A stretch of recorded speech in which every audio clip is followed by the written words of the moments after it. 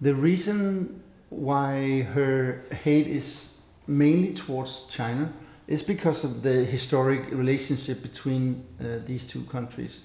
And as this guy also says in the film, that China maybe act like they own Mongolia, but actually on the contrary, in reality, it was the other way around, that China was actually a part of Mongolia once. We are back in 1200, 1300 century. So it's a long time ago, but they have this proudness. And I think the reason why, because this Mongolia is a country that is sandwiched in between Russia to the north and China to the south. I think the reason why they are more positive towards the Russians is that they never tried to own them. They did actually kind of own them, but they did all the infrastructure in this country. So all the apartment buildings are very much this Soviet style. So the years that Russia or Soviet Union was ruling over Mongolia, they did so many good things for developing the country and establishing the Ulaanbaatar, really. I think they just always had different views of Russia. They think they came with something and gave them something, but they have this feeling that China always only tried to rob or take from the natural resources of Mongolia.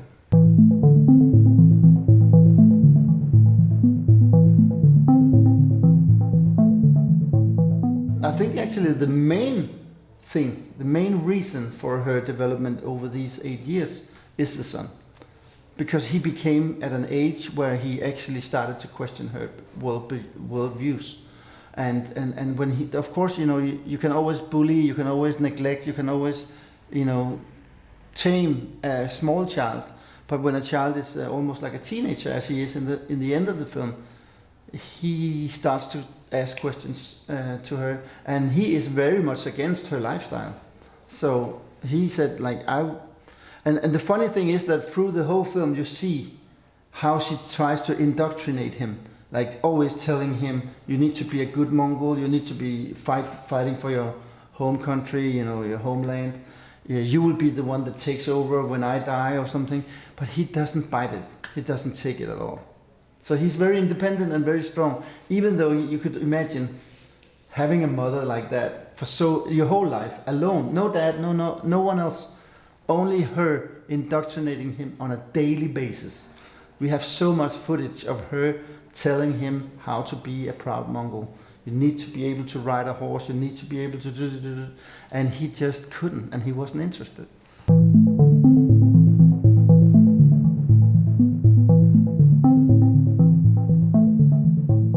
As you remember, this very crucial scene in the film where they are in this hotel room, and he all of a sudden says, "Oh, Mom, there's something I think about every night. I'm friends with everybody, and that makes me that he knows someone, and he knows someone, he knows someone, and that makes me friend with everyone in the whole world."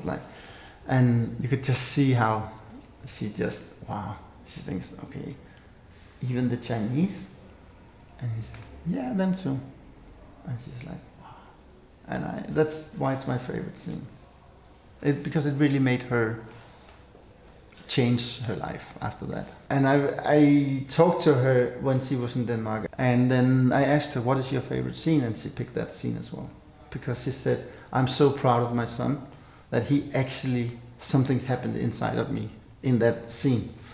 That made me really think about, okay, maybe I need to rethink my hateful, violent way of living. Yeah.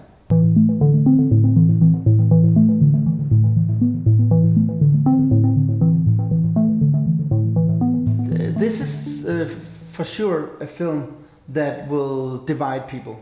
Some will not like it, and some will love it, and some will be very touched by it, and we hear a lot of different reactions. Mostly people that are surprised by, okay, I didn't expect this kind of film, but we do get some pretty hard reactions as well. People leaving the theater, people asking questions during Q&As, really arguing and really like, you should be ashamed, you shouldn't have made this film, you know, how could you film these poor girls in, you know, the prostitutes, and yes, but my answer to that is just that I'm sorry that you don't like it, but it's reality. It's happening, you know, and I think that is what documentary film is for. You know, we need to also look at the hard things. We cannot only make, you know, follow this people that we like. Sometimes we also have to look into the lives of those that we don't understand. And I think that's what we accomplished here.